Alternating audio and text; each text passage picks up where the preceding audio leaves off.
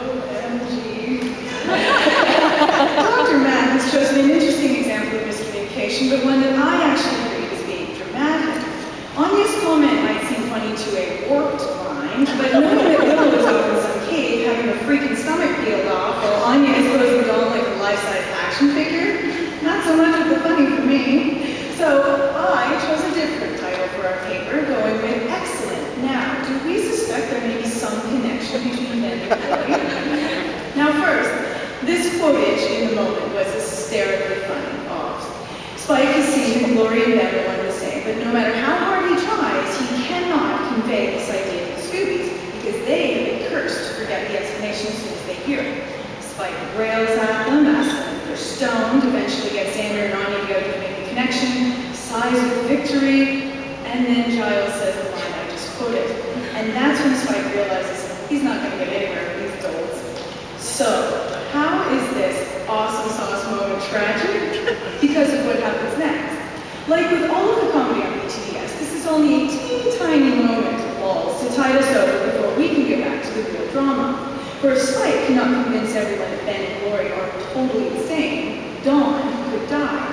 In retrospect, we watch that scene with a tinge of tragedy that we later attribute to it, knowing that ultimately Giles will discover the truth, and in doing so, will become a cold-blooded murderer.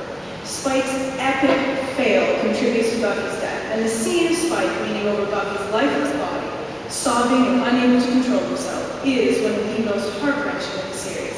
Thus, the greater thing at play here is the drama, as it is with every episode, no matter how funny. Comedy has been used to drive and invert the drama, not the other way around.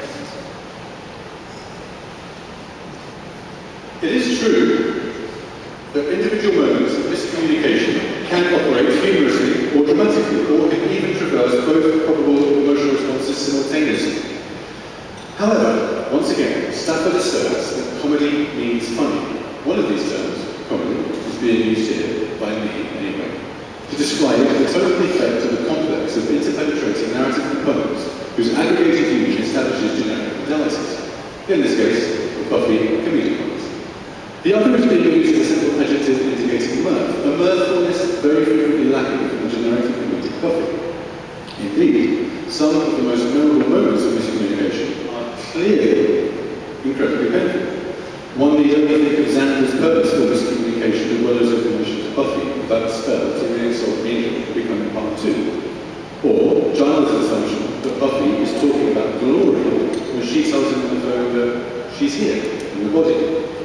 Or another moment where Giles misreads the signs as he climbs the pedestal stairs to his bedroom and the words of Jenny in passion.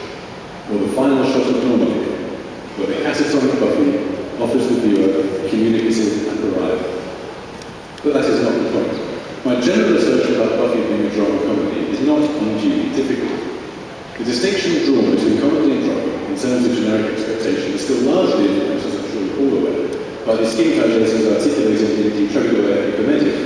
This text is made up of 2 late 4th century essays by the grammarians and artists of Levanthius, which was widely circulated in addition to the plays of Terence and in the Renaissance schools and universities. A similar treatise by another early grammarian, Palamedes, was also influential. Very briefly, there is an assumption that comedies end happily and tragedies end unhappily. If this is true, then what implications might that have when considering texts whose characters confront potential or even actual tragic situations? If we contemplate one of Whedon's great poets, Shakespeare, then we can see that Shakespeare's comic protagonists regularly face alienation, abandonment, and death. As Susan Snyder has stated, what makes the difference is the operation of a kind of evitability principle, where shifts and stratagems of sheer good luck break the chain of causality that seems headed for certain catastrophe. Buffy is nothing if not a constant affirmation of the ability to break the chain of causality. For all its death and mayhem, Buffy's ending is happy, and it is exactly this ending that is vital. As the credits roll, for the final time at the end of episode 22 of season 7, a complete structure is offered to us, a narratological homogeneity, the totality of the Buffy television experience. Any assessment of any part of the show must place itself within the context of the overall structural whole, and this structural whole allows what had previously been only an adumbration to We see concretely, Buffy is a comedy.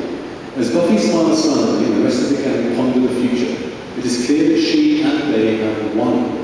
They have bested fate, defeated the inevitable,